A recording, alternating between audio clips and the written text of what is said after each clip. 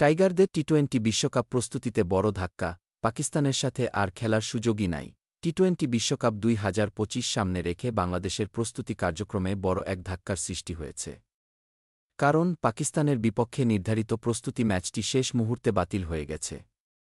এ ম্যাচটির দিকে শুধু খেলোয়াড়রা নয়, পুরো ক্রিকেট বোর্ডই গুরুত্ব সহকারে তাকিয়েছিল।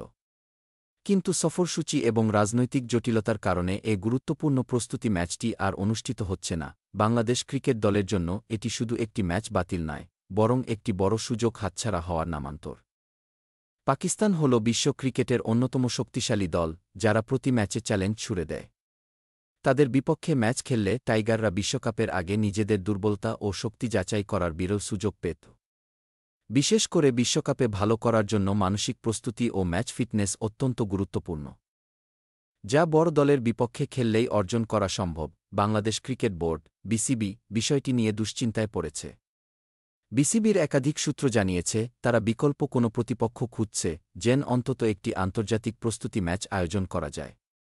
তবে সময় স্বল্পতা এবং অন্যান্য দলের ব্যস্ত সূচির কারণে সেটিও অনিশ্চয়তার মধ্যে আছে। বিশেষজ্ঞদের মতে, প্রস্তুতি ম্যাচের অভাব সরাসরি পারফরম্যান্সে প্রভাব ফেলতে পারে।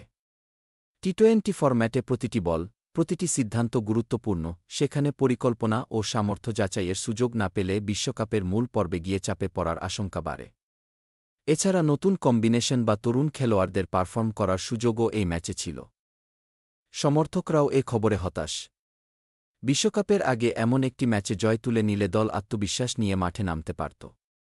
বিশেষ করে ব্যাটিং ও বোলিং ইউনিটের সামঞ্জস্য পরীক্ষা করে দেখা যেত বাস্তব পরিস্থিতিতে। পাকিস্তান দল তাদের অভিজ্ঞতা ও আগ্রাসী খেলায় চিরকালই প্রতিপক্ষকে চাপে রাখে। তাই এমন একটি প্রতিপক্ষের বিপক্ষে খেলার সুযোগ হাতছাড়া